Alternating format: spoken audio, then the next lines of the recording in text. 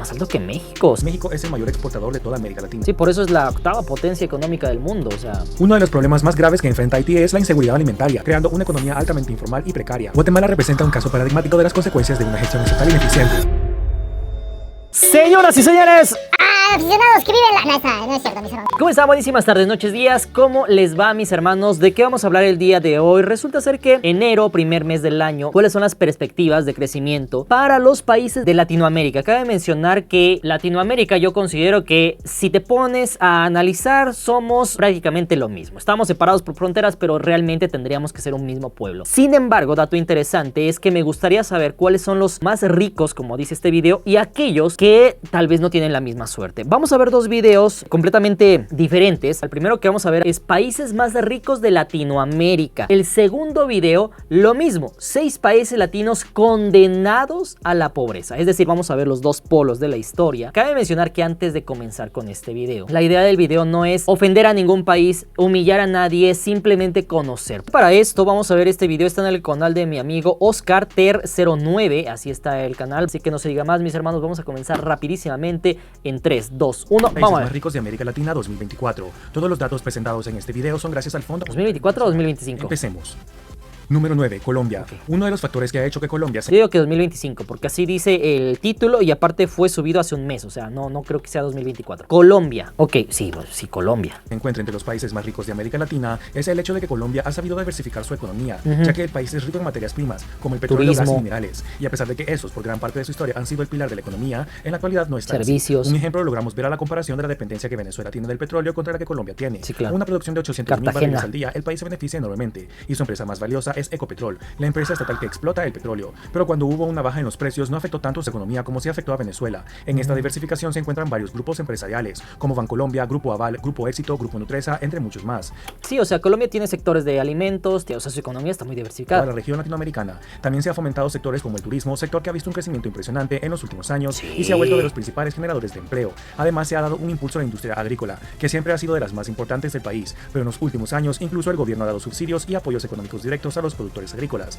lo que ha logrado que la producción no solo aumente, sino que sea de mayor calidad para exportar. Eso es muy típico de Colombia y de Venezuela, las casas de color así ladrillo. Ahí se reduzcan enormemente. Por todo esto es que en 2025 Colombia verá una riqueza de $22.194 per cápita PPA. Ah, 22,000 per cápita. Ah, está más alto que México. O sea, su PIB per cápita está más alto que México en 2025. El de México está por $15,000. O sea, vaya, también por el tamaño de su población, que son 50 millones, pero muy bien. No podría existir una vale, lista de los gracias. países más ricos de América Latina sin Brasil, ya que De hecho, Brasil tendría que estar más arriba, según yo. varias ventajas. No solo es un país rico en recursos, lo cual ha hecho que Brasil se enriquezca enormemente, sino que también cuenta con la mayor población de todos los países latinoamericanos, 250. con más de 213 millones de habitantes. Ah, Es 203. una ventaja enorme, ya que Brasil cuenta con el mercado interno más robusto de toda la región. Con cientos de millones de consumidores, cualquier empresa exitosa en ese país se podrá colocar como una de las mayores de la región y del Claro. continente. Y es exactamente lo que ha ocurrido. Además, el país ha recibido inversiones internacionales enormes, por lo que es el país que más produce para compañías extranjeras, como empresas de autos, aviones, barcos, Sí. alimentos, minerales y otros recursos. Sí, por eso es la octava potencia económica del mundo. O sea, Una extensión territorial, ubicándose como de los países más grandes del mundo, lo deja con una gran cantidad de tierras perfectas para la agricultura. justamente mis hermanos hace unos días por ahí vieron un video en el cual veíamos la historia de El Salvador y justamente ahí yo les comentaba cómo en su momento Centroamérica pudo ser un mismo país junto con México y juntos hacer la fuerza, pero decidieron separarse y yo por mi lado, yo por acá. Esa actitud de los hispanohablantes de no, yo por mi lado y que aquel se friegue y que me cae gordo y que yo soy mejor y tal, eso es lo que nos ha llevado a la pobreza. ¿Por qué? Vean Brasil. Brasil no es un solo país. Brasil realmente no tendría que ser un solo país. Brasil lo que lo ayudó es de que hablaban un mismo idioma. Por eso los mantuvo juntos, porque todos los demás hablaban español, pero de aquí hasta acá hablaban portugués. Entonces Brasil, eso fue su gran ayuda, aparte de que la cultura era diferente. Brasil no tuvo tantos movimientos de independencia de que Yo por mi lado, yo con mis 100 habitantes para acá y yo con mis 1000 para acá. no. Y esa de estar juntos hizo que Brasil sea una potencia económica mundial actualmente. Enormes cantidades de alimento para millones de personas en todo el mundo. Entre las empresas que tal vez hayas escuchado ya que se han expandido por toda América Latina se encuentran Petrobras, que es la empresa más valiosa de toda América Latina y que, como su nombre lo indica, se dedica a la explotación de petróleo. Además de Itaú Unibanco, de servicios financieros, Vale, una empresa minera, WEG, que produce motores y equipos electrónicos, y Ambev, que tiene marcas icónicas como Brahma y Budweiser, que incluso se ha posicionado en mercados como el estadounidense y europeo, por lo que Brasil es obviamente un gran exportador de productos a todo el mundo. Sí. Así es como Brasil logra que su PIB per cápita PPA sea de $22.928 para el año 2025. Ok.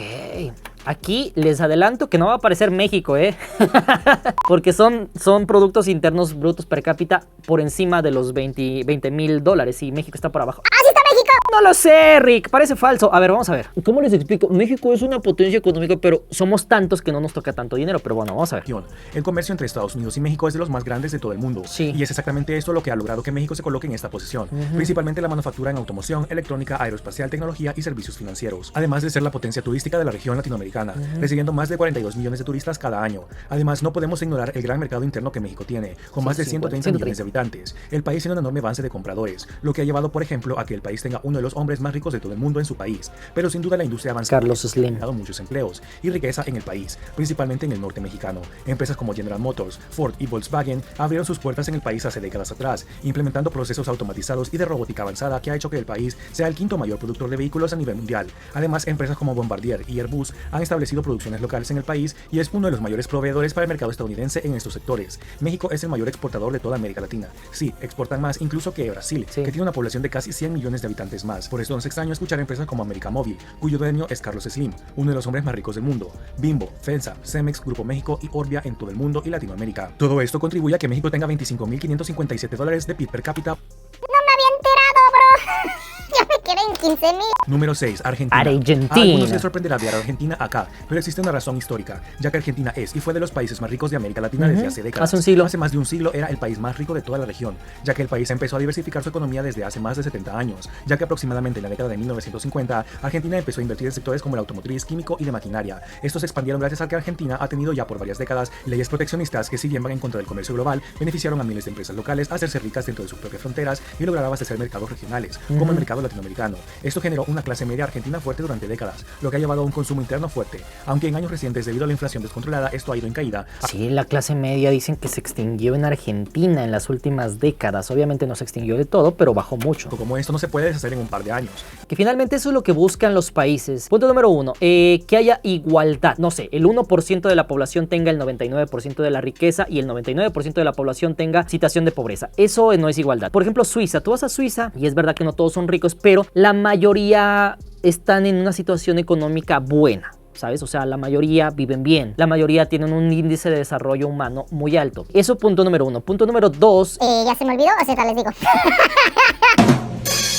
Exportando enormemente, entre ellas empresas dedicadas al sector de alimentos, que exportan una gran cantidad de productos a todo el mundo. Argentina también se ha visto beneficiado gracias a un alto nivel de educación de sus ciudadanos, una infraestructura social avanzada, que en algunos aspectos se ha logrado parecer a la de algunos países europeos. No es secreto también que el país se ve beneficiado gracias a sus recursos. Salió apenas un mapa en el cual decía, países de primer mundo está en América, Estados Unidos obviamente, Canadá, Argentina y Chile, junto con Europa, y por ahí aparecía no sé qué otro país en Asia. Y ya, toda Latinoamérica, país en vías de desarrollo o algo así decía, o una palabra así, pero es muy interesante. O sea, Argentina y Chile en nivel de vida pues se supone que están mejor o más adelantados que México y todos los demás países de Latinoamérica. Energéticos que siguen en crecimiento y con políticas recientes, como el hecho de que Argentina está tratando de impulsar una industria de generación de litio para hacer baterías, apunta a que Argentina seguirá con una industria fuerte. Todo eso hace que Argentina tenga $30.382 en PIB per cápita PPA para el año 2025.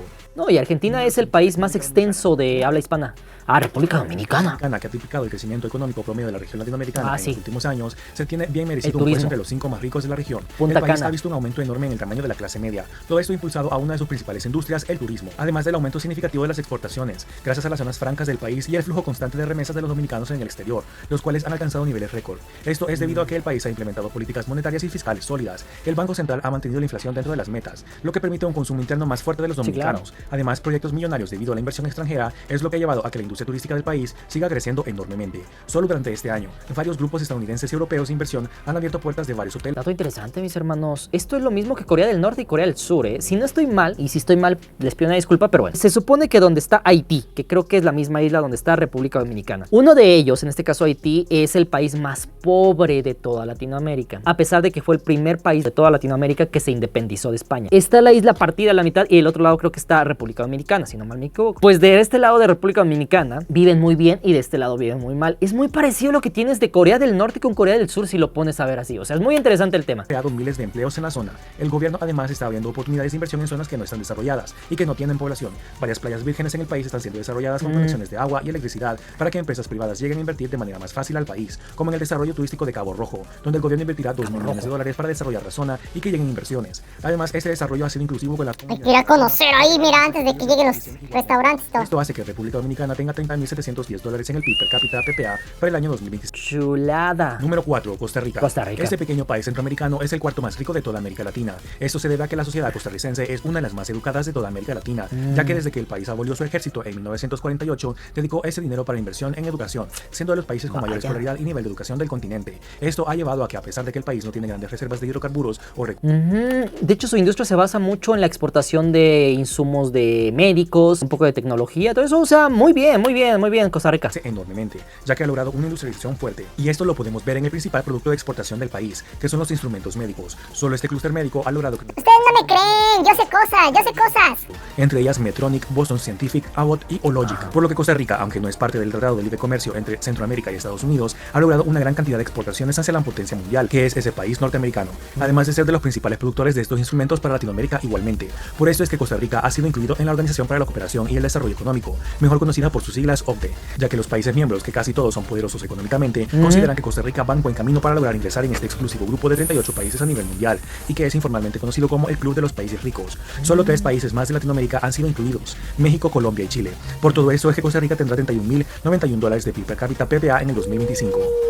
Número 3. Chile. Chile es el tercer país más rico de toda América Latina y se destaca como el país más próspero de Sudamérica. Esto se debe a su modelo económico. Según yo, es el país más próspero de toda Latinoamérica. O sea, según yo. Ha hecho muy bien las cosas, francamente. Macroeconómica ejemplar. El país cuenta con la red de tratados de libre comercio más amplia del mundo, lo que le permite acceder a mercados que representan... Tiene uno de los pasaportes más poderosos de toda Latinoamérica. Tratados de libre comercio con este país. Este enfoque ha impulsado su comercio exterior, siendo el principal exportador mundial de cobre y uno de los líderes en producción de litio, ambos elementos claves para la industria tecnológica y la transición energética global. Este enfoque es debido a que Chile no tiene las ventajas de otros países de la región como Brasil, México, Colombia o Argentina, que es un enorme mercado local, ya que solo cuenta con una población de 19 millones de habitantes distribuidos en más de 700.000 kilómetros cuadrados, lo que lo obliga a buscar consumidores de otros países. Además, Chile cuenta con instituciones sólidas como el Banco Central, que ha garantizado una inflación controlada y un clima de inversión estable, a pesar de las recientes turbulencias políticas. Yo no sé por qué sea, mis hermanos, pero hay mucha mujer pelirroja en Chile. No sé si sea por el hielo, no sé. Sostenibles han fomentado un crecimiento económico constante, atrayendo inversión extranjera y promoviendo el desarrollo de energías renovables.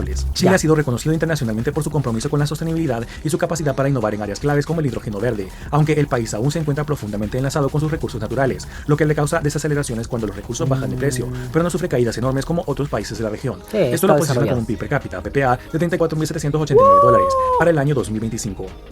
Número 2. Uruguay. Uruguay se ha convertido en uno de los países... La Suiza de América le llaman. ...estables de Latinoamérica, gracias a una combinación de factores que lo han diferenciado del resto de la región. De hecho, es esto último lo que muchos... Tiene mucha lógica, y les voy a dar el motivo, razón, circunstancia. Solamente son 3 millones de personas. Desde 1950, 60 hasta la fecha, solamente ha pasado de 2.5 millones de habitantes a 3.4. Y eso ha ayudado a que pues cada vez se desarrolle más el país. Inversores y economistas apuntan cuando se hablan del bienestar que el país ha logrado. Su democracia consolidada y un sistema institucional fuerte han sido la base de su estabilidad política y social. Esto ha creado un entorno propicio para el crecimiento económico y las atracciones de inversiones extranjeras. El país destaca por sus políticas vanguardistas y su compromiso con el bienestar social. Pues no ves que fue el primer país que legalizó la weed en Latinoamérica, o sea... Lo que ha resultado en una población altamente alfabetizada y una esperanza de vida superior al promedio regional. Además, su red de seguridad social es una de las más avanzadas de América Latina, asegurando un nivel de vida digno para sus ciudadanos. En el ámbito económico, Uruguay ha sabido diversificar sus exportaciones, con productos agropecuarios de alta calidad como carnes y lácteos, además de una creciente industria tecnológica que se ha empezado a crear en los últimos años, y que ha aumentado mucho los salarios de las personas que se dedican a trabajar en este rubro.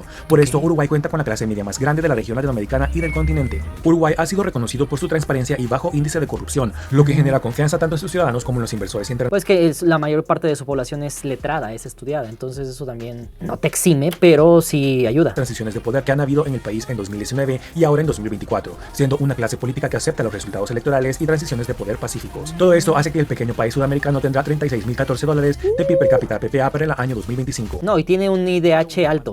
Panamá es oficialmente el país más rico de toda América Latina, según PIB per cápita PPA. Esto no No, pues cuánto le entra del canal de Panamá, bro. O sea, si entra. Yo la otra vez estaba revisando las cantidades de lana que entra en el canal de Panamá. Güey, es un montón de lana. ha sido uno de los países más prósperos. Que ojo, hay que ver qué pasa con lo de Estados Unidos, O sea, hay que tener. Latinoamericana e incluso del continente. No hay que ignorar que su pequeña extensión territorial y su pequeña población ha sido algo que le ha ayudado a esto, ya que el canal de Panamá, que es la joya de la corona para el desarrollo del país, ha sido fundamental para lograr esta riqueza, ya que el país recibe peajes cada vez que un barco usa este canal. Y debido a que el país en 2016 incluso hizo inversiones para expandir el canal, ha logrado que aún más barcos atraviesen por el país para cortar sus viajes y ahorrar dinero.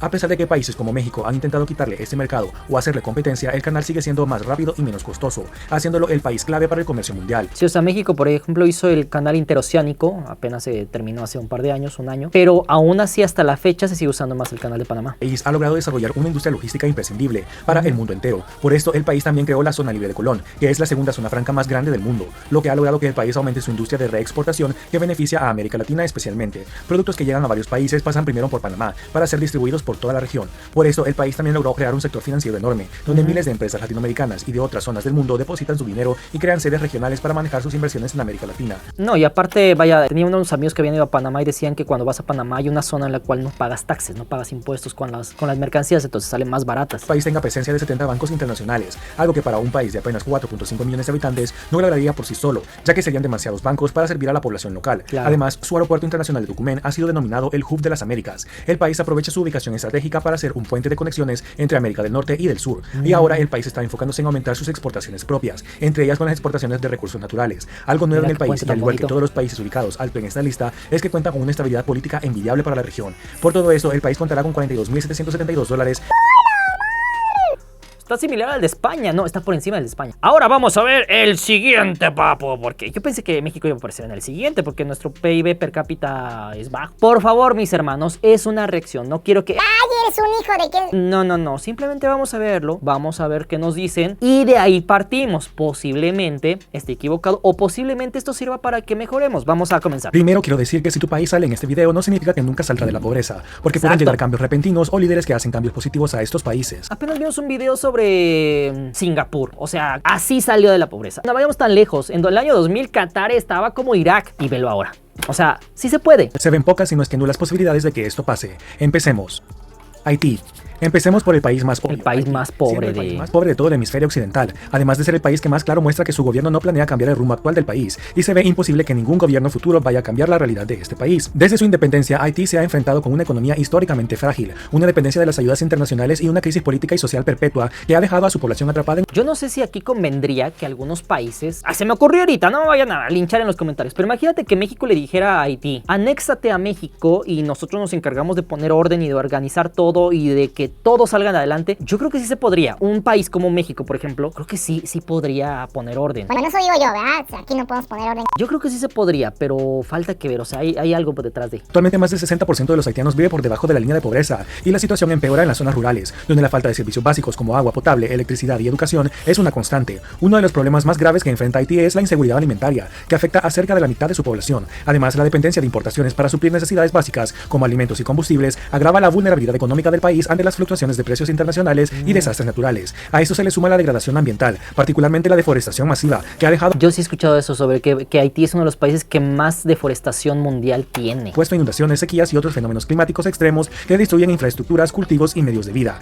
El sistema político de Haití ha sido históricamente inestable. Esta inestabilidad política no solo ha obstaculizado el desarrollo de políticas públicas sostenibles, sino que también ha erosionado la confianza de la población en su gobierno. Las elecciones son frecuentemente irregulares y están marcadas por la falta de transparencia, la falta de participación ciudadana y un total desinterés de la ciudadanía por la participación en competir por puestos públicos, lo que perpetúa un ciclo de liderazgos débiles e ineficientes. En este contexto, la sociedad civil y las comunidades locales a menudo quedan solas para enfrentar los desafíos cotidianos, sin apoyo estatal significativo, además de que el gobierno ha sido visto por parte de la élite local como su propio negocio, en donde frecuentemente al poder llegan personas de las familias más poderosas del país, y si no son ellos directamente, son personas que le den muchos favores económicos a estas élites, que al llegar al poder solo se dedican en gastar los pocos recursos del país en enriquecer aún más a esta élite que ya tiene un gran poder. Este tipo de gasto, que es ineficiente y que solo beneficia a unos pocos, deja que los recursos para el resto de la población sean incluso más bajos, por lo que gran parte del país aún tiene problemas para cubrir lo básico en servicios básicos como salud, educación y otras obligaciones estatales como policía, ejército, sistema judicial, etc. Me parecen como favelitas de Brasil. Dato interesante, mis hermanos, aquí en México hubo muchísimos hermanos haitianos que estaban llegando a México y yo los vi y son gente trabajadora, o sea, son gente que tú los ves y vienen a trabajar, no están ahí sin hacer nada. Yo los veía en obras y todo eso y eran buenos para trabajar. Qué mal, ¿no? Que estén en esa situación y ojalá que se compongan. Países ya tienen lo básico de estos servicios cubiertos. En Haití no es así, por lo que gran parte de los haitianos sobreviven gracias a ayudas internacionales, las cuales han causado dependencia de estas ayudas a las poblaciones locales, ya que la élite gobernante no se ve obligada a resolver sus problemas locales si una organización internacional está ahí siempre para ayudar. Esto ha levantado varias controversias en los últimos años, como rechazo de los ciudadanos de países de donde estas ayudas se originan, que ven como sus recursos son gastados en otros países, para que los que gobiernan en ese país puedan simplemente ignorar los problemas y dedicarse a enriquecerse así. Sí, se lo quedan el dinero. Los programas son exitosos, ya que como vimos después del terremoto de 2010 en Haití, miles de millones de dólares fueron a parar a este país. De hecho, mis hermanos, apenas hice un video en el cual estaba viendo que la vez que México apoyó más a un país que rompió récord de ayuda fue precisamente Haití, y creo que fue en 2010. Mostraron ser totalmente inefectivos para solventar la crisis de este país. Y eso nos lleva al último punto, que son los desastres naturales, que golpean a Haití año tras año y que tampoco dejan que la economía se recupere como debería, debido a que Haití ahora se enfrenta a un... Es que, mis hermanos, tuvo apenas un sismo en 2010, después de unos años tuvo un terremoto, o sea, un huracán, y dices, uy, pobres. Debido a que Haití ahora se enfrenta a una crisis de gobernabilidad no vista en décadas, deja claro que el país está condenado a la pobreza. Bolivia. Uno de los mayores problemas de Bolivia es su situación económica. Aunque pueda parecer obvio, este país cuenta con un... Pero Bolivia hace como 10 años, no, como 8 por ahí, decían que iba para arriba, o sea, yo veía noticias y decían, no, Bolivia va como espuma y mira. Potencial significativo que no está siendo explotado de manera adecuada. Durante los últimos gobiernos, particularmente bajo el mandato de Evo Morales, Bolivia experimentó un crecimiento económico notable que atrajo la atención y los elogios de los organismos internacionales. Sí, yo justamente cuando estaba Evo, no, Bolivia, o sea, Bolivia va, es la nueva Venezuela, es la nueva, pues sí, la nueva Venezuela, es el nuevo país que va para arriba y pues mira. Monetario internacional. Este crecimiento se reflejó en una mayor inversión en educación, salud e infraestructura, lo cual fue recibido positivamente tanto por la comunidad internacional como por los países de la región. Bolivia, históricamente conocida como el país más pobre de Sudamérica, parecía estar en una senda de progreso. Las reformas de Morales buscaron combatir la exclusión histórica que había afectado a la mayoría indígena del país, quienes habían sido marginados social y económicamente durante siglos. Como el primer presidente indígena de Bolivia, Morales intentó cambiar esta realidad a través de programas sociales e inversión en servicios públicos. Sin embargo, la economía boliviana siguió siendo extremadamente frágil, dependiendo casi exclusivamente de la explotación de los recursos naturales para financiar su crecimiento e inversión social. Durante la década de 2010, la caída abrupta de los precios de los recursos naturales, como el gas y los minerales, marcó un punto de inflexión para Bolivia. El auge económico terminó de forma abrupta y las grietas estructurales de la economía comenzaron a evidenciarse. Lo mismo que Venezuela, y de hecho estaban buscando crecer con litio. Lo que había sostenido programas sociales y mejoras en infraestructura se volvió insostenible. Reducir estos gastos había tenido consecuencias devastadoras, tanto para la economía como para la sociedad, por lo que el gobierno optó por endeudarse masivamente para mantener el nivel de inversión y evitar un estallido social. Sin embargo, esta política fiscal comenzó a preocupar a los organismos internacionales, que advirtieron sobre la falta de sostenibilidad de las finanzas públicas bolivianas. La situación culminó en una crisis política y social en 2019, cuando Morales intentó mantenerse en el poder en unas elecciones marcadas por irregularidades. Actualmente, gran parte de la población boliviana desaprueba al gobierno de Arce, mientras Evo Morales busca regresar a la presidencia, enfrentándose directamente a su sucesor. Este escenario de fragmentación política e incertidumbre perpetúa la percepción internacional de que Bolivia es un país inestable, poco atractivo para la inversión extranjera. Paradójicamente, Bolivia posee grandes reservas de litio, un recurso clave para la transición energética global. Sin embargo, la falta de infraestructura, gobernabilidad y confianza internacional complica la posibilidad de que el país pueda capitalizar en este recurso de manera eficiente. Aunque Bolivia tiene un inmenso potencial económico, su desarrollo sigue siendo limitado por su dependencia de los recursos naturales, su fragilidad institucional y su inestabilidad política. Sin reformas profundas y un compromiso real con la apertura económica, es poco probable que el país logre un crecimiento sostenible en las próximas décadas. Guatemala. Guatemala representa un caso paradigmático de las consecuencias de una gestión estatal ineficiente, la falta de visión a largo plazo y la desatención sistemática a las necesidades de su población. Durante décadas, este país ha enfrentado un profundo estancamiento económico y social que lo ha llevado a ocupar los últimos lugares de desarrollo humano en América. Pero yo todavía el año pasado vi cómo Guatemala era de los países que más había crecido su PIB. Entonces yo dije, Guatemala va por buen camino, pero ahora resulta que no. Uno de los problemas más alarmantes que enfrenta es la pobreza endémica, una condición que afecta a más de la mitad de su población y que se profundiza de manera dramática en las comunidades indígenas. Esta realidad no solo expone la desigualdad estructural del país, sino también la falta de políticas públicas efectivas para revertirla. La situación de las comunidades indígenas, que constituyen alrededor del 40% de la población guatemalteca, Sí, vos, mucha, un chuchito. es particularmente crítica. Esas comunidades no solo enfrentan una alta incidencia de pobreza, sino que también sufren índices devastadores de desnutrición crónica, especialmente en menores de 5 años. Según estadísticas recientes, casi el 50% de ellos en esta categoría sufre de desnutrición crónica, lo que no solo afecta su desarrollo físico y cognitivo, sino que perpetúa un ciclo intergeneracional de pobreza. A eso se suma una expectativa de vida más baja en comparación con otros grupos de la población, una limitada participación en el mercado laboral formal y un acceso restringido a servicios básicos como salud y educación. El papel del Estado en esta crisis es alarmantemente insuficiente. Guatemala tiene una de las tasas de recaudación fiscal más bajas de América Latina, apenas alcanzando el 13% de su Producto Interno Bruto. Este nivel es significativamente inferior al promedio regional, que ronda el 21%, y es abismalmente bajo en comparación con las economías desarrolladas,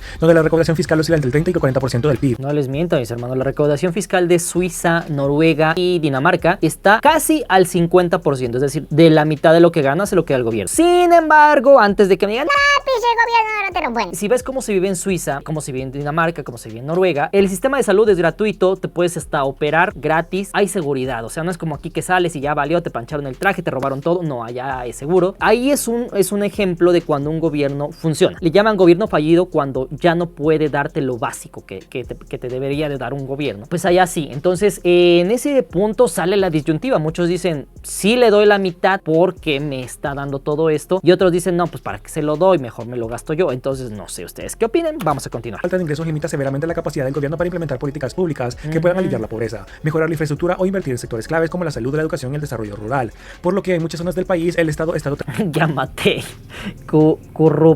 Chiche, Cintia Monterroso. de sin presencia, Okay. zonas que no han visto inversiones públicas en décadas y que son tan pobres que ni siquiera llaman la atención de la inversión privada. Uno de los mayores problemas del país es la desigualdad, siendo de los países más desiguales de toda la región, ya que en lugar de priorizar estrategias de inversión pública o incentivos para la formalización económica, las políticas fiscales de Guatemala siguen favoreciendo una estructura tributaria regresiva que recae desproporcionalmente en las clases medias y bajas. Otro factor que agrava la crisis de la desigualdad es el acceso a la tierra y los recursos naturales. La agricultura sigue siendo el pilar económico, pero está marcada por un modelo de concentración de tierras que beneficia a una élite mientras excluye a pequeños agricultores y comunidades indígenas. Esta situación no solo limita las oportunidades de desarrollo rural, sino que también exacerba tensiones sociales y políticas. El sistema educativo de Guatemala también refleja las profundas desigualdades del país, con altas tasas de deserción escolar, especialmente en áreas rurales, y una calidad educativa que no responde a las necesidades del mercado laboral moderno. Las posibilidades de movilidad social se ven gravemente restringidas. La educación, que debería ser una herramienta para romper el ciclo de la pobreza, termina reproduciendo las mismas desigualdades estructurales que afectan al país desde hace décadas. Por lo que si el gobierno actual no intenta cambiar esto, o gobiernos futuros no dan un fuerte girón de timón en las políticas que el país implementa, el país seguirá atrapado en este ciclo de pobreza. Venezuela es el caso más emblemático de un país que pasó de ser uno de los más ricos y prósperos de América Latina a uno de los más pobres y con la peor crisis humanitaria de la región en las décadas de 1970. Venezuela tuvo un éxodo de 8 millones de venezolanos. Para un país de 40, o sea, no es poco. En 1980, Venezuela era conocida como una de las economías más sólidas, gracias a sus enormes reservas de petróleo. Yo me acuerdo cuando yo estaba chiquillo, pues no tan chiquillo, pero sí apenas iba a la escuela y todo, nosotros sabíamos que Venezuela estaba mejor que México. Entonces, imagínense. Constante de ingresos. Sin embargo, hoy enfrenta pobreza generalizada, hiperinflación, una crisis migratoria masiva y un colapso institucional que parecen imposibles de revertir en corto plazo. La principal razón detrás de este colapso económico de Venezuela es su dependencia extrema del petróleo. Durante los años de la bonanza petrolera, el país descuidó otros sectores productivos, dejando la economía completamente expuesta a las fluctuaciones de los precios internacionales del crudo. Cuando los precios del petróleo cayeron en 2014, Venezuela carecía de un plan económico diversificado para enfrentar la crisis, lo que desencadenó una recesión prolongada. A esto se suma la mala gestión económica de los gobiernos de Hugo Chávez y Nicolás Maduro, que adoptaron políticas como controles de precio, expropiaciones masivas de empresas privadas y una expansión desmedida del gasto público, financiada con impresión de dinero. Estas medidas no solo destruyeron la productividad interna, sino que también alimentaron una hiperinflación que llegó a niveles históricos, pulverizando el poder adquisitivo de los venezolanos. La corrupción ha sido otro factor clave en el empobrecimiento de Venezuela. Durante los años de los altos precios del petróleo, los ingresos fueron mal administrados y en muchos casos desviados hacia redes de corrupción que beneficiaron a una élite política y militar cercana al gobierno. Según informes internacionales, miles de millones de dólares desaparecidos de las arcas públicas, recursos que podrían haber sido destinados a infraestructura, educación o salud. Educación. Ese saqueo sistemático no solo debilitó la capacidad del Estado para garantizar servicios básicos, sino que también erosionó la confianza de la población en las instituciones del país. La situación política es igualmente grave. Desde la llegada al poder de Hugo Chávez en 1999, Venezuela adoptó un modelo de gobierno autoritario que eliminó progresivamente los contrapesos democráticos. Chávez y posteriormente Maduro consolidaron un régimen que controla todos los poderes del Estado, persigue a la oposición, restringe la libertad de prensa y reprime cualquier manifestación de descontento. Esta falta de democracia ha bloqueado cualquier posibilidad de cambio político significativo. A pesar de las protestas masivas en los últimos años y los intentos de la oposición por impulsar una transición, el gobierno ha logrado mantenerse en el poder gracias al respaldo de las Fuerzas Armadas y aliados internacionales como Rusia, China e Irán, quienes ven en Venezuela un socio estratégico. El éxodo masivo de venezolanos también ha contribuido al deterioro del país. Según estimaciones de la ONU, más de 7 millones de personas han abandonado Venezuela en la última década, huyendo de la crisis económica y la falta de oportunidades. Entre los migrantes se encuentran profesionales y trabajadores cualificados, lo que ha generado una fuga de cerebros que dificulta aún más la recuperación económica. Además, la dependencia de las remesas enviadas por estos migrantes ha sustituido, en cierta medida, la función del Estado como proveedor del bienestar, creando una economía altamente informal y precaria.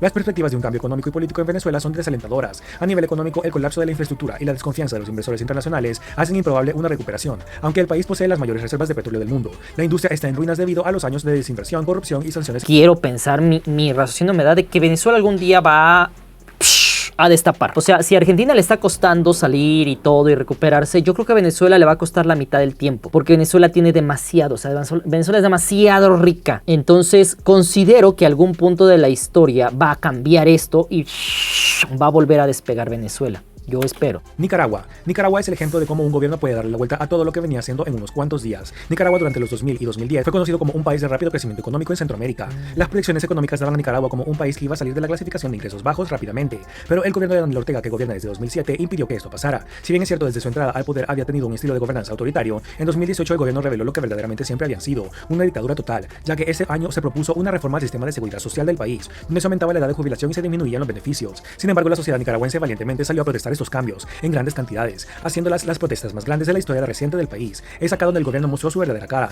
Empezó a reprimir las protestas, las cuales dejaron más de 300 víctimas mortales, entre ellas incluso adolescentes y niños. Esto espantó a cualquier inversión extranjera en el país. Países que estaban invirtiendo enormemente como Estados Unidos o países europeos pararon totalmente esto, por lo que el alto crecimiento económico tuvo un paro enorme. Además, miles de nicaragüenses huyeron del país. Solo en el 2018 y 2019 más de 40.000 nicaragüenses huyeron de ese país. Recientemente, en 2021, hubo elecciones presidenciales en el país. Sin embargo, todos los candidatos opositores fueron encarcelados y los partidos políticos que quedaban sin candidatos eran impuestos un candidato por la dictadura que no era reconocido. Eran aliados de Ortega y no hacían campaña, dejándole fácil de robarse las elecciones.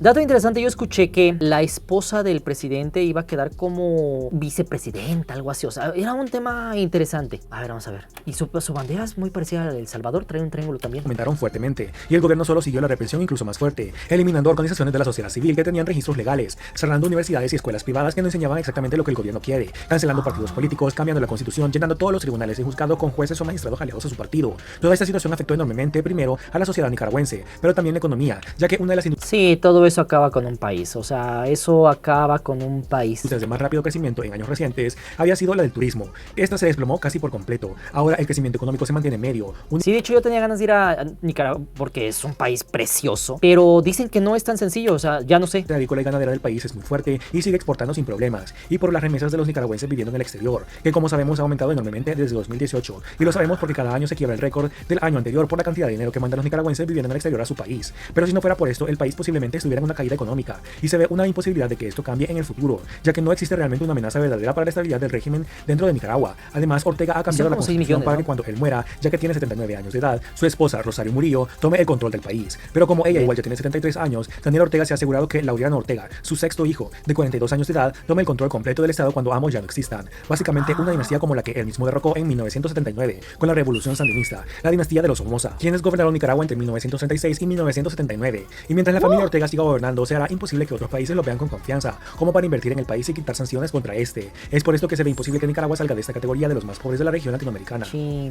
Honduras. Honduras es uno de los países más pobres de América Latina, una realidad que refleja problemas estructurales profundos y arraigados a lo largo de su historia, con más del 60% de su población viviendo en pobreza y un 23% viviendo en pobreza extrema. La nación enfrenta desafíos que van más allá de la falta de recursos, tocando temas como desigualdad social, corrupción e inseguridad. Las raíces de esta situación se encuentran en una sociedad históricamente marcada por la exclusión y la concentración de riqueza en manos de una élite reducida, mientras la mayoría de la población, especialmente en las áreas rurales, carece de acceso a servicios básicos como educación, salud e infraestructura. Esta desigualdad estructural ha perpetuado un círculo de pobreza en el que las generaciones completas se ven atrapadas sin oportunidades de superación. Yo no sé qué pasa, mis hermanos, pero vaya, dato interesante, he conocido algunas personas hondureñas, catrachas. Conocí un grupo de hondureños en Colombia y se veía que, mira, o sea, se veía que tenían mucha lana, pero posiblemente sea eso. Algunas familias tienen mucho dinero y algunas otras no tanto. Otro factor determinante en la pobreza de Honduras. Esta práctica está profundamente arraigada en las instituciones públicas, lo que desvía recursos que podrían destinarse a programas de desarrollo y bienestar social. La falta de transparencia y rendición de cuentas también desincentiva la inversión extranjera, necesaria para estimular el crecimiento económico. Además, la economía hondureña depende de gran medida de las remesas enviadas por migrantes en el extranjero,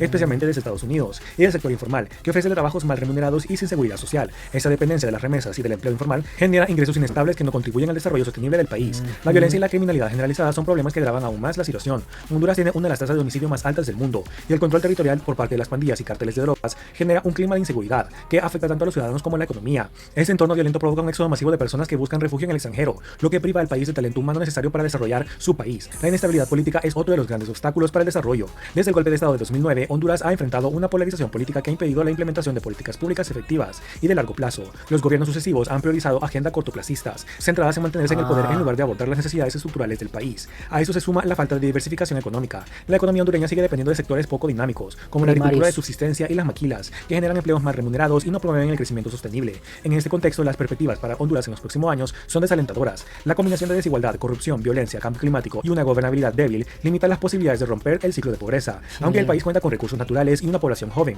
que podría ser su mayor fortaleza, la falta de voluntad política y la ausencia de reformas profundas impide un avance significativo. Honduras se encuentra atrapado en un círculo vicioso que condena a millones de personas personas a la precariedad y dificulta la construcción de un futuro más esperanzador. Sin un cambio estructural y un compromiso genuino por parte de sus líderes, las posibilidades de salir de la pobreza en las próximas décadas parecen lamentablemente muy lejanas. Yo sí hubo varios de aquí que no me esperaba, la verdad. Pongan en la parte de los comentarios, punto número 1, si su país aparece. Número 2, ¿qué opinan de lo que nos mencionó? ¿Tiene razón? ¿No tiene razón? No, es que no sabe, lo que sea. Yo considero que todo lo que nos dijo lo dijo con base, o sea, lo dijo con datos. Lo cierto es de que no porque estés en el video de los países ricos significa que toda la historia va a ser rico, porque ya vimos el tema de Venezuela, era rico y pues ya no lo es. Y tampoco significa que porque tu país aparece como de los que tienen tendencia a pobreza, pues toda la vida van a hacerlo. Porque hay algunos, como ya les puse el ejemplo de Singapur, que si bien es verdad que les iba mal, pues ahora son los países que mejor les va. Les mando un fuerte abrazo, mis hermanos, cuídense mucho, por favor, nos estaremos viendo para la próxima. Recuerden que estamos en todas las redes sociales como Mr. Crack, síganme en Instagram, que no importa si son de Venezuela, de Colombia, de Panamá, de Honduras, Nicaragua, de México, lo importante es que todos somos hermanos. Nos vemos para la próxima. Buena vida. Chao.